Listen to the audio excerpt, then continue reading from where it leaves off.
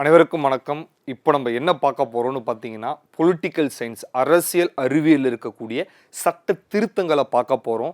இந்த சட்ட திருத்தங்கள் முதல் அப்படின்னா என்னன்னு தெரியணும். இங்கிலீஷில் பொறுத்த வரைக்கும் அமெண்ட்மெண்ட். சார், சட்ட திருத்தம்னா என்ன? முதல்ல சுதந்திரம் வாங்கினதுலேருந்து நம்மளுக்கு தெரியணும். சுதந்திரம் வாங்கியதுக்கு பிறகு 2 பிரிவினர்கள் இருந்தார்கள். ஒரு பிரிவினர்கள் பார்த்தோன்னா அரசியலமைப்பு புத்தகத்தை எழுதணும்னு கிளம்புனவங்க. இன்னொரு பிரிவினை என்னென்னு பார்த்தீங்கன்னா, நாட்டின் பொருளாதாரத்தை உயர்த்தணும்னு கிளம்புனவங்க. அப்போ அரசியல் அமைப்பு புத்தகத்தை எழுதுனது கிளம்புனது டாக்டர் B.R. அம்பேத்கர். அப்போ அம்பேத்கர் அரசியல் அமைப்பு புத்தகத்தை எழுதினார். அந்த அரசியல் அமைப்பு புத்தகம் 1949 முடிக்கப்பட்டு 50 நடைமுறைப்படுத்தப்பட்டது. இது நம்ம எல்லாருக்குமே தெரியும். இந்த 50 நடைமுறைப்படுத்தப்பட்டது டில் டேட் வரைக்கும் வருமா சார்? அப்போ இப்போ இருக்கக்கூடிய விஷயத்தில் ஏதாவது தேவைப்பட்டால் நம்ம என்ன பண்ணுவோம், அதுக்குள்ளே புக்கில் சேர்க்கணும். அதுதான் அமெண்ட்மெண்ட். அப்போ அமெண்ட்மெண்ட் அப்படின்னா என்னென்னு பாருங்கள். அப்போது புக்கு இருக்குது, கான்ஸ்டியூஷனல் புக்கு இருக்குது, அரசியலமைப்பு புத்தகம் காணப்படுகிறது. இந்த புத்தகத்தில் ஏதாவது சேர்க்கணும் அப்படின்னா அதுக்கு பேர் என்னது? அமெண்ட்மெண்ட், திருத்தம். அப்போது 1950 இருக்கும்போது ஓகே. இப்போ நம்ம இருக்கக்கூடிய காலகட்டம் 2025. அப்போ காலத்துக்கு ஏற்ப ஏதாவது புத்தகத்தில் சேர்க்கணும் அப்படின்னா திருத்தம் தேவைப்படும். ஒவ்வொரு வாட்டியும் திருத்தம் செய்யும்போது 1, 2, 3, 4ன்னு போட்டுக்கிட்டே வரணும். அப்போ டில் டேட் வரைக்கும் இருக்கக்கூடிய அமெண்ட்மெண்ட்டை நம்ம படிக்கணும். கட்டாயமாக நம்ம தேர்வுக்கு வரும். அப்போ இப்போ கூட பார்த்தீங்கன்னா உங்களுக்கு தெரியும், மெயின்ஸ் எழுதக்கூடிய நபர்கள் குரூப் 2A மெயின்ஸில் கூட என்ன பண்ணாங்க, அமெண்ட்மெண்ட்டை பொறுத்துகையில் கேட்டாங்க. அதனால் அமெண்ட்மெண்ட் கிளாஸ் ரொம்ப முக்கியமானது. அதை கரெக்டாக பார்த்துக்கோங்க. அப்போ அமெண்ட்மெண்ட்னா என்ன? ஒரு புத்தகத்தில் இருக்கக்கூடிய விஷயம், அரசியலமைப்பு புத்தகத்தில் ஏதாவது மாற்றுவதோ அல்லது இருக்கக்கூடிய விஷயத்தை திருத்தம் செய்வதோ, அதான் என்னது? அமெண்ட்மெண்ட். அப்போ ஒரு அரசியல் அமைப்பு புத்தகத்தில் நம்ம மாற்றணும் அப்படின்னா டாக்டர் B.R. அம்பேத்கர் இது எங்கே வச்சிருக்காருன்னு பார்த்தீங்கன்னா, பகுதி 20. பகுதினா இங்கிலீஷில் பார்ட். பகுதி 20. அப்போ சட்டப்பிரிவு என்ன? சட்டப்பிரிவுனா இங்கிலீஷில் ஆர்டிக்கல். சட்டப்பிரிவு 368 காணப்படுகிறது. ஆர்டிக்கல் 368. அப்போ அமெண்ட்மெண்ட் ஆஃப் த கான்ஸ்டியூஷனல் திருத்தம் எங்கிருந்து சார் எடுத்தோம்? தென்னாப்பிரிக்கா, சவுத் ஆப்பிரிக்கா. தென்னாப்பிரிக்காவிலிருந்து எடுக்கப்பட்டது. ரொம்ப ரொம்ப முக்கியமான விஷயம் பார்த்துக்கோங்க. திருத்தம் என்பது பகுதி 20 காணப்படுகிறது. ஆர்டிக்கல் 368 காணப்படுகிறது. திருத்தத்துக்கு இதுதான் டெஃபினிஷன். ஆர்டிக்கல், பகுதி. இப்போ இதுதான் திருத்தம். இப்போ நம்ம என்ன பார்க்க போறோம்னு பார்த்தீங்கன்னா, அரசாங்கம் போட்ட திருத்தங்களில் மிக முக்கியமான திருத்தங்கள், அது மட்டும் இல்லாமல் தேர்வுக்கு என்ன திருத்தங்கள் வந்திருக்கு அதை பார்க்க போகிறோம். வாங்க ஃபர்ஸ்ட் பார்ப்போம். ஃபர்ஸ்ட் முதல் அமெண்ட்மெண்ட் ஆக்ட் நான் சொல்லிட்டேன், காலத்துக்கு ஏற்ப மாற்றப்படும். அப்போ 26 ஜனவரி 1950 பிறகு 51 முதல் திருத்தம் வந்தது. இப்போ திருத்தத்தில் ஒவ்வொரு திருத்தத்திலும் 1, 2, 3 மட்டும் சேர்க்க மாட்டாங்க, எக்கச்சக்கமான விஷயங்களை சேர்ப்பாங்க. அப்போ திருத்தத்தை மேற்கொள்வதற்கு இருக்கக்கூடிய மிக முக்கியமான கட்டத்தை மட்டும் நம்ம பார்க்க போகிறோம். முதல்ல ஆரம்ப கட்டத்தில் பார்த்தீங்கன்னா அட்டவணை 8 தான் இருந்தது. ஆனால் தற்பொழுது அட்டவணை எவ்வளவு இருக்கு? 12 காணப்படுகிறது. அப்போ அந்த அட்டவணையில் மிக முக்கியமான அட்டவணைன்னு பார்த்தீங்கன்னா 9வது அட்டவணை. இந்த 9வது அட்டவணையில் நில சீர்திருத்தத்தை பாதுகாக்கக்கூடிய முறை என்ன பண்ணாங்கன்னா முதலாம் திருத்தத்தில் சேர்த்தாங்க. அப்போ 9வது அட்டவணை ரொம்ப முக்கியமானது. அந்த 9வது அட்டவணையில் நில சீர்திருத்தத்தை பாதுகாப்பதை என்ன வச்சிருக்காங்க? 9வது அட்டவணையில் வச்சிருக்காங்க. அது மட்டும் இல்லை, மிக முக்கியமான 3 விஷயங்களை நம்மளுக்கு என்ன பண்ணியிருக்காங்கன்னு பார்த்தீங்கன்னா ஒரு கட்டமைப்பு விதிகளை போட்டிருக்காங்க முதலாம் திருத்தத்தில். இங்கிலீஷ்லையும் பார்த்துக்கோ. Freedom of speech and expression, public order, friendly relationship with foreign state. அப்போது நம்ம நட்புறவை மேற்கொள்ள ஃபாரின் ஸ்டேட் நம்ம என்ன பண்ணுவோம்? வெளியுறவு நாடு என்ன பண்ணுவோம்? வெளிநாட்டை உறவை மேற்கொள்வோம். அதெல்லாம் இருந்து குற்ற செயலையும் இருந்து நம்ம முடிஞ்ச அளவுக்கு என்ன பண்ணணும்? தடுக்கக்கூடிய விதிகள். அப்போ என்னதான் சார் சொல்ல வராங்க? ஒன்றும் கிடையாது. சுதந்திரமாக பேசக்கூடிய உரிமை இருக்குன்னு பேசக்கூடாது. அது மட்டும் இல்லை, நட்புறவை மேற்கொள்ளக்கூடியதுன்னு சொல்லி நட்புறவிலையும் நெகட்டிவாக மேற்கொள்ளக்கூடாது. அப்போ முதலாம் திருத்தத்தை பொறுத்தவரை முழுமையாக பாசிட்டிவாக கொண்டு போனது. அப்போது முதலாம் திருத்தத்தில் நெகட்டிவ் தாட் எதுவுமே கிடையாது. இருக்கக்கூடிய விஷயத்தை எதெல்லாம் தப்பாக தெரிகிறதோ அதை திருத்தம் செஞ்சு புக்கில் சேர்த்துருக்காங்க. மெயினான இன்னொரு விஷயம் பாருங்க, பொருளாதாரத்தில் பின்தங்கியவர்களுக்கு மாநில அரசாங்கம் என்ன பண்ணணும், அவங்களோட வளர்ச்சிக்கு மேன்மைப்படுத்தணும். இங்கிலீஷ்லையும் பார்த்துக்கோ, எம்பவர்டு த ஸ்டேட், ஸ்டேட்னா மாநிலம், state to make special preference for யார் கொடுக்கணும், social and economically backward class, பொருளாதாரத்தில் பின்தங்கிய வகுப்பினருக்கு ஒரு மாநில அரசாங்கம் அவர்களை முன்னுக்கு கொண்டு வருவதற்கு என்னென்னலாம் பண்ணணும் அதெல்லாம் பண்ணணும். இதுதான் முதல் திருத்தம். அப்போ முதல் திருத்தத்தில் மிக முக்கியமான 3 விஷயம் நம்ம பார்த்துருக்கோம். முதல் விஷயம் என்னன்னு பார்த்தீங்கன்னா 9வது அட்டவணையில் நில சீர்திருத்தத்தை என்ன பண்ணியிருக்காங்க, பாதுகாக்கணும்னு சொல்லியிருக்காங்க.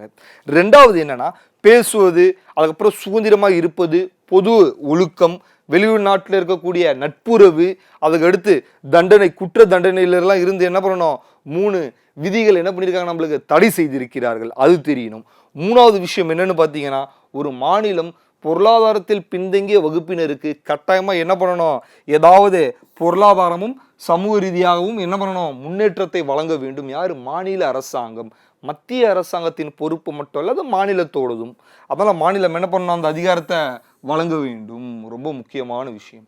3 திருத்தத்தை பார்த்துருக்கோம். 3 இதுவில் முதல் அமெண்ட்மெண்ட்டில் 3 விஷயங்கள் நம்ம பார்த்துருக்கோம். மிக முக்கியமான செயல். இப்போ நம்ம அடுத்து பார்க்கலாம் வாங்க. அடுத்து பார்த்தீங்கன்னா 5வது திருத்தம். இப்போ ஒரு திருத்தத்துக்கும் வருஷமும் முக்கியம், சரியா? வருஷத்தையும் கூட சேர்த்து நம்ம படிக்கணும். 5வது திருத்தம் 1955. அப்போ 5வது திருத்தத்தில் என்னதான் சார் சொல்ல வராங்க அப்படின்னு பார்த்தோன்னா, மெயினான விஷயம் 5வது திருத்தத்தில் நல்லா பாரு, நம்மளுக்கு தெரியும் நாடாளுமன்றத்தில் 2 அவை இருக்கு. ஒன்று மக்களவை, லோக்சபான்னு இருக்கு. இன்னொன்று நம்மளுக்கு என்னது, ஒவ்வொரு மாநிலத்திலும் என்ன இருக்கு, மாநில சட்டமன்றம் காணப்படுது. இது எல்லாருக்குமே தெரியும், மாநில சட்டமன்றம் காணப்படுது. அப்போ எல்லா இடத்துலையும் பார்த்தீங்கன்னா இடஒதுக்கீடுன்னு ஒரு விஷயம் இருக்கு. அந்த இடஒதுக்கீடு என்னன்னா எஸ்சி எஸ்டிகளுக்கான இடஒதுக்கீடு. அப்போ நல்லா பார்த்துக்கோ, மக்களவைனா லோக்சபாலையும் ஒவ்வொரு மாநிலத்தில் இருக்கக்கூடிய ஸ்டேட் லெஜிஸ்லேட்டிவ் அசம்பிள் அதில் இடஒதுக்கீடு. எப்போ, எத்தனை வருஷம் பீரியடு, 10 வருஷம். நம்மளுக்கு தெரியும் இடஒதுக்கீடுனா முதல்ல என்னன்னு தெரியணும், டெஃபினிஷன்.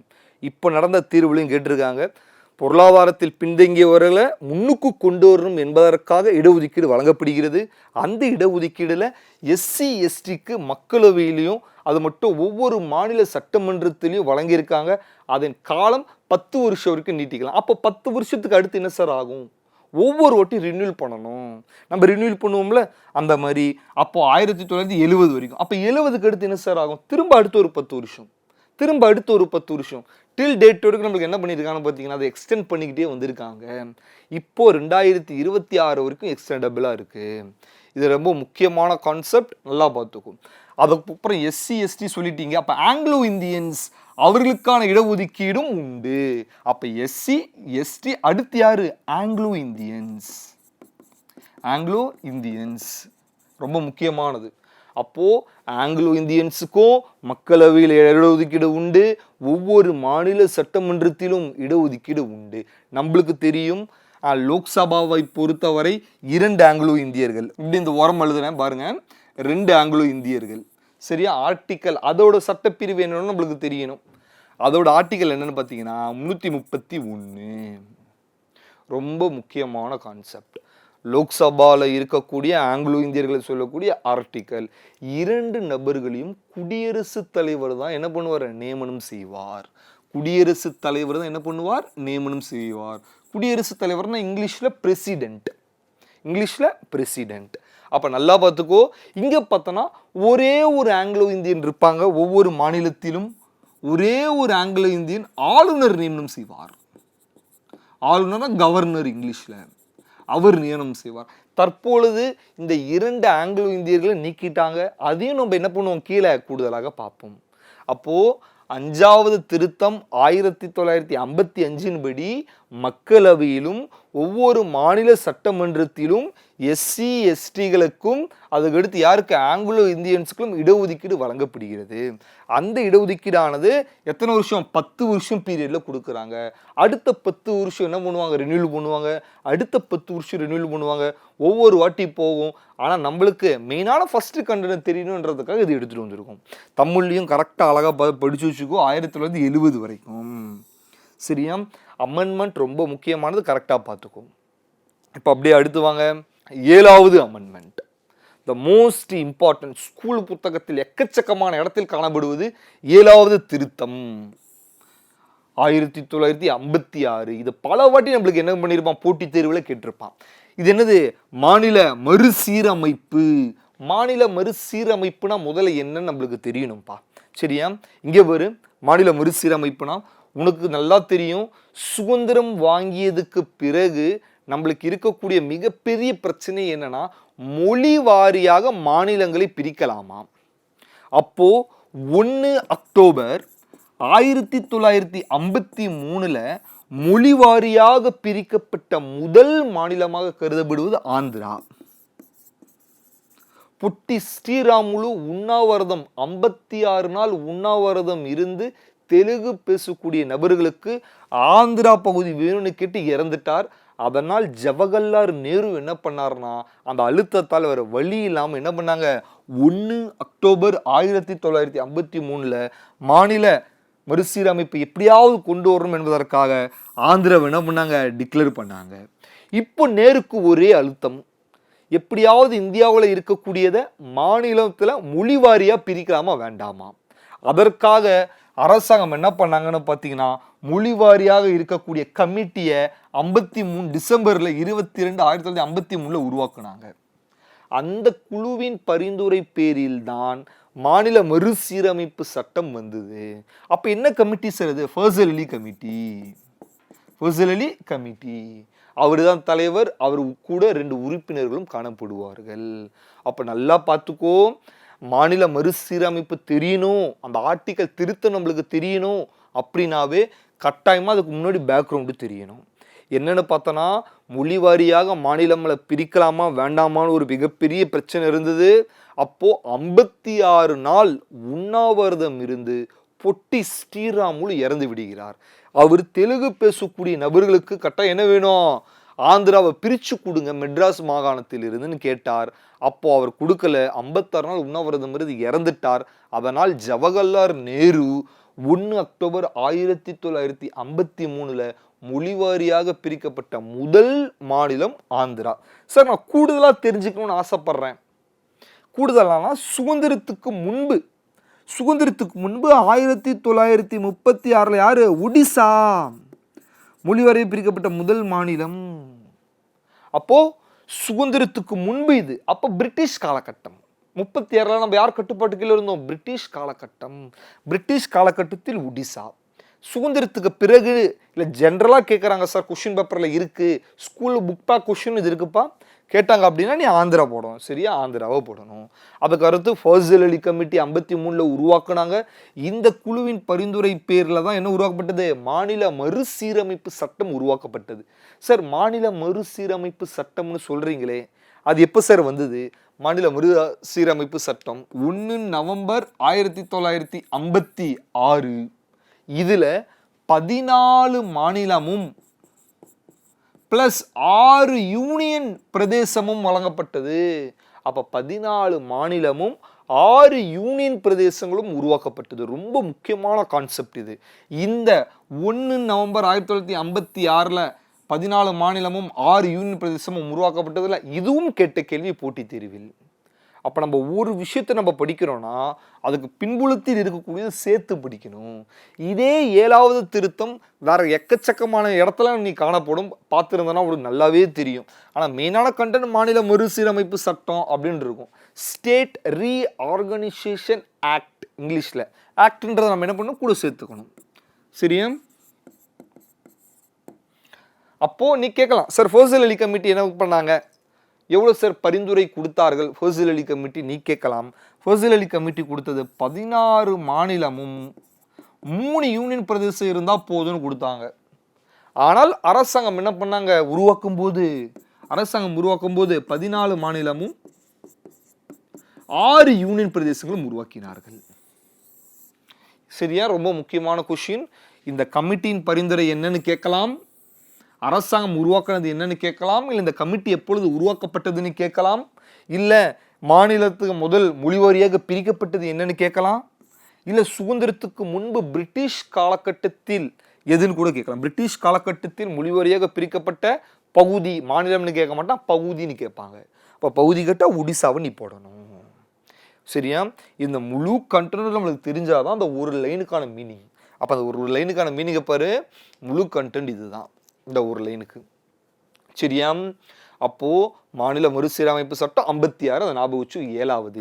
இதே 7வது இன்னும் 2-3 இடத்துலையுமே காணப்படும். நம்ம ஸ்கூல் புக்கில் மெயினாக பார்த்தோன்னா ஒரே ஒரு ஆளுநர் 2 அல்லது மேற்பட்ட மாநிலங்களுக்கு ஆளுநராக என்ன பண்ணலாம், இருக்கலாம்.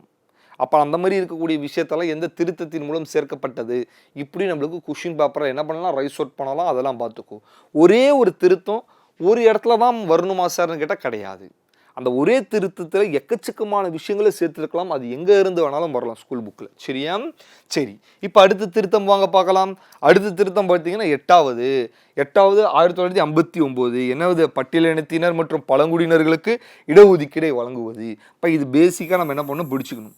சார் இந்த திருத்தம் ரொம்ப முக்கியமாக சார், நம்மளை பொறுத்த வரைக்கும் தேர்வில் பொறுத்த வரைக்கும் கொஷின் பேப்பரில் காணப்படுவது என்னென்னு பார்த்தோன்னா பட்டியலினத்தினர் பழங்குடியினர்லேருந்து ஒரு கொஷின் வரலாம், பெண்கள் சம்மந்தப்பட்டு ஒரு கொஷின் வரலாம், குழந்தைகள் சம்மந்தப்பட்டு ஒரு கொஷின் வரலாம்.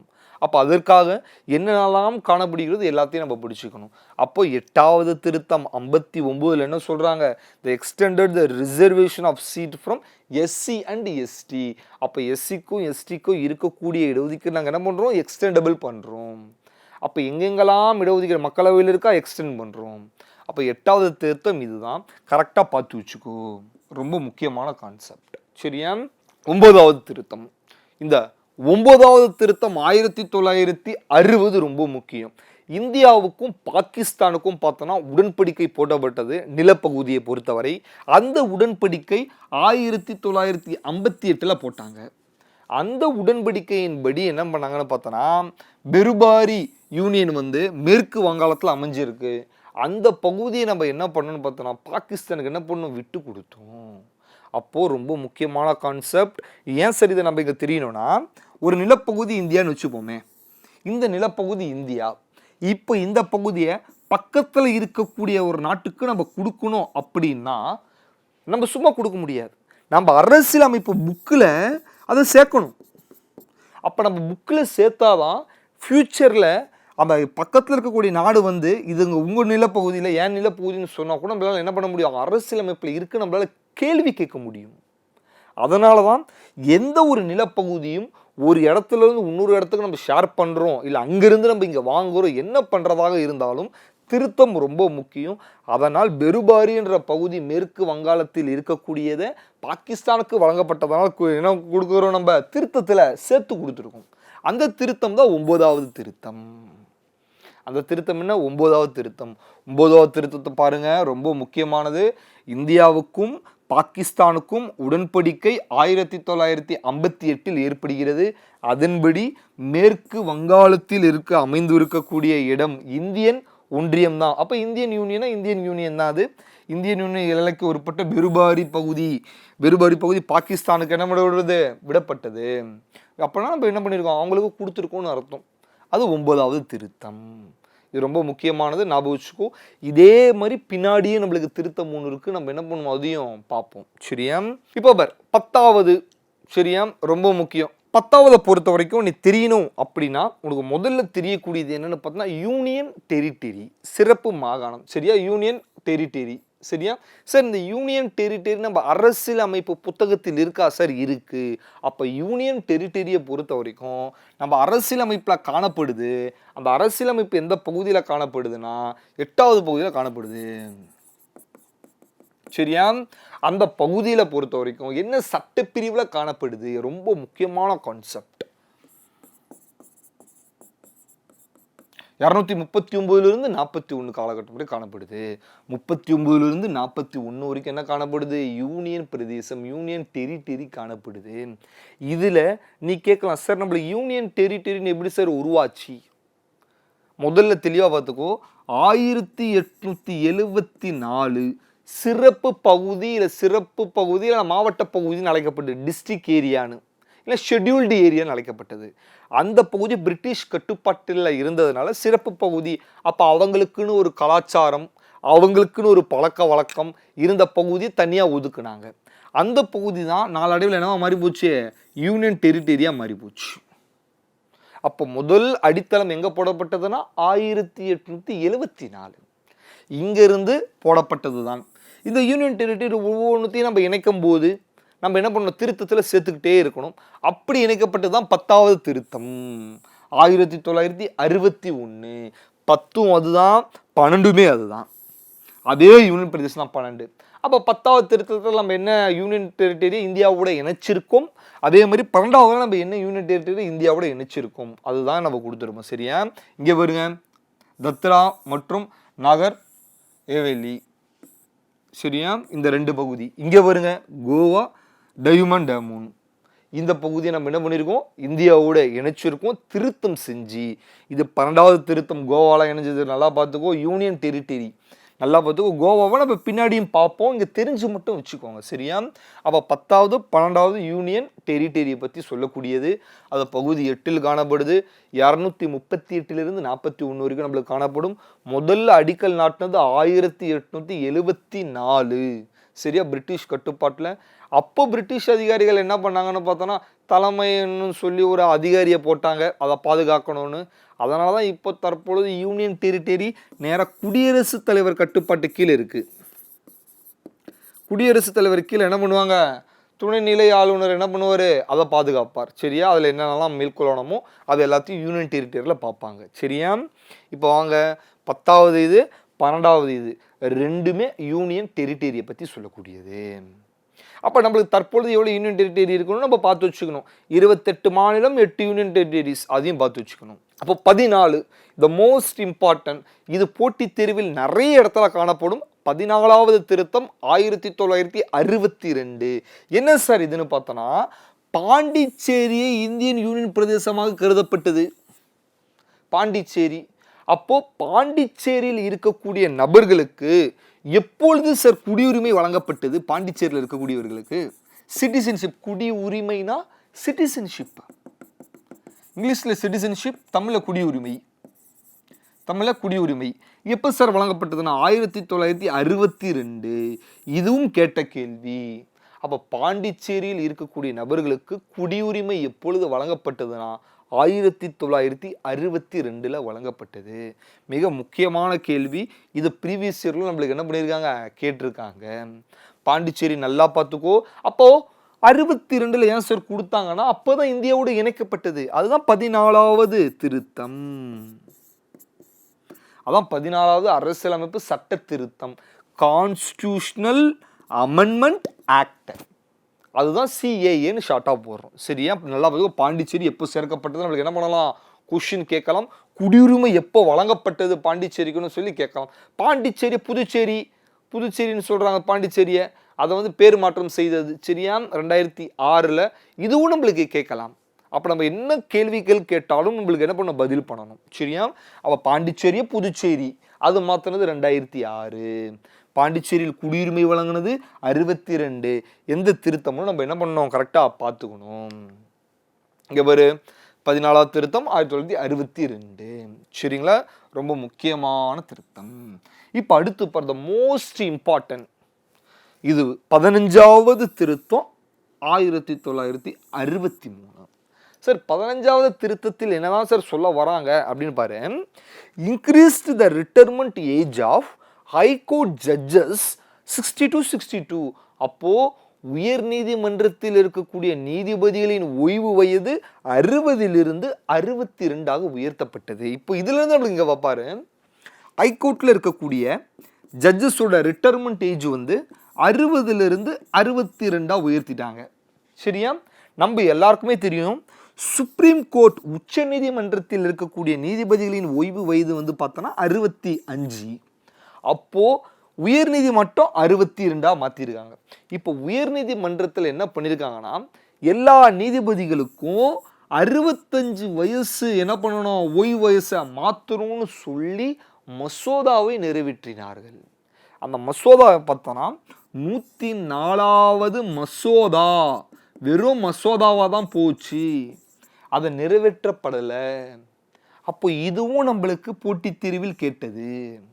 அப்போ 104வது மசோதாவா போச்சு. என்னவாது, உயர் நீதிமன்றத்தில் இருக்கக்கூடிய நீதிபதிகளின் ஓய்வு வயதானது 65 மாற்றணும். ஆனால் அரசாங்கம் அதை ஏற்றுக்கொள்ளலை. அதனால் மசோதா முடிவுக்கு வந்தது. சரியா? 104வது மசோதா 1900 இந்த திருத்தத்தை பார்த்துக்கோ. 15வது இந்த திருத்தத்தை முடிந்தவுடன் என்ன பண்ணாங்க, 65 மாற்றணும்னு பார்த்தாங்க. அப்போ 104வது மசோதாவா போச்சு, ஆனால் நிறைவேற்றப்படலை. இது ரொம்ப முக்கியமானது. உயர் நீதிமன்றத்தில் இருக்க உச்ச நீதிமன்றத்தில் இருக்கக்கூடிய நீதிபதி போலவே உயர் நீதிமன்றத்தில் இருக்கிற நீதிபதி ஏதோ மாற்றணும்னு நினைச்சாங்க. ஆனால் அரசாங்கம் என்ன பண்ணல, அதை ஏற்றுக்கொள்ளலை. சரியா? இதுவும் கேட்ட கேள்வி. பார்த்துக்க. 15வது திருத்தம் 63. அதை ஞாபகம் வச்சுக்கோ. ரொம்ப முக்கியமானதுப்பா இந்த 15வது 63 60லிருந்து 62. அதை ஞாபகம் வச்சுக்கோ. சரியா? இப்போ வாங்க நம்ம எடுத்து பார்ப்போம். 18வது திருத்தம் 1966. சார் இந்த 18வது திருத்தம் என்ன சார் சொல்ல வராங்க அப்படின்னு பாரு. ஒரு புதிய மாநிலத்தை உருவாக்குதல் இதன் வழியாகவும், இல்லை மேலே இருக்கக்கூடிய ஒரு யூனியன் பிரதேசம் அல்லது ஒரு மாநிலத்துக்கு இடையே யூனியன் பிரதேசத்தையும் இணைக்கக்கூடிய பகுதி எல்லாத்தையும் கொடுத்தாங்க. சார் இதை கொஞ்சம் படிச்சா புரியலையே, அதுக்கு நான் டீட்டெயிலாக எக்ஸ்பிளைன் பண்ணுறேன் பாரு.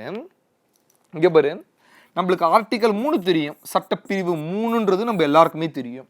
சட்டப்பிரிவு 3 என்ன நம்ம பார்த்துருக்கோம், இந்தியாவில் இருக்கக்கூடிய பகுதியை ஒன்று எல்லையை அதிகரிக்கலாம், எல்லை என்ன பண்ணலாம் அதிகரிக்கலாம், இல்லை எல்லை என்ன பண்ணலாம் குறைக்கலாம், எல்லை என்ன பண்ணலாம் குறைக்கலாம், இல்லை இருக்கக்கூடிய மாநிலத்தை 2ஆக பிளக்கலாம், இல்லை இருக்கக்கூடிய மாநிலத்தில் 2ஆக என்ன பண்ணலாம் இணைக்கலாம், இல்லை ஒரு மாநிலத்தின் பேரு என்ன பண்ணலாம் மாற்றலாம். இதெல்லாம் நம்ம என்ன பண்ணுவோம் சட்டப்பிரிவு 3ல் பார்த்திருப்போம். இது மாநிலம். அப்போ இது யூனியன் பிரதேசத்துக்கும் பொருந்தும். அதுதான் 18வது. நீங்கள் ஓனா படித்தா கொஞ்சம் கன்ஃபியூஸ் ஆகும். ஓனா படிச்சிங்கன்னா உங்களுக்கு நல்லா கன்ஃபியூஸ் ஆகும். நம்ம சட்டப்பிரிவு 3ல் பார்த்துருப்போம். நாடாளுமன்றத்துக்கு அதிகாரம் உண்டு, அதை யூனியன் டெரிட்டரிக்கும் பொருந்தும் அப்படின்னு மாற்றப்பட்டது. நல்லா ஞாபகம் வச்சுக்கோ. ஆர்டிகல் 3 பாரு. இருக்கக்கூடியதில் எல்லை என்ன பண்ணணும் அதிகரிக்கணும், இருக்கக்கூடிய எல்லை என்ன பண்ணணும் குறைக்கணும். அது மட்டும் இல்லாமல் பேர் மாற்றம் செய்யலாம், இருக்கக்கூடிய மாநிலத்தை பிரிக்கலாம் சேர்க்கலாம். அப்போ அது யூனியன் பிரதேசத்துக்கும் பொருந்தும்னு சொன்னது 18வது திருத்தம் 1966. அப்போ இந்த 18வது திருத்தம் ரொம்ப முக்கியம். 18வது நல்லா பார்த்துக்கோ. The power of parliament to form a new state also included a power to form a new state or union territory. இது ரொம்ப முக்கியமானது. அப்போ யூனியன் டெரிட்டரின்னு சேர்க்கப்பட்டது. The most important 18th Amendment Act. கரெக்டாக பார்த்துக்கோங்க. இந்த 18வது பார்த்துக்கோங்க. நம்ம என்ன பண்ணுவோம் அடுத்த வீடியோவில் என்ன பண்ணுவோம் அடுத்தடுத்த அமெண்ட்மெண்ட்டை பார்ப்போம். நன்றி.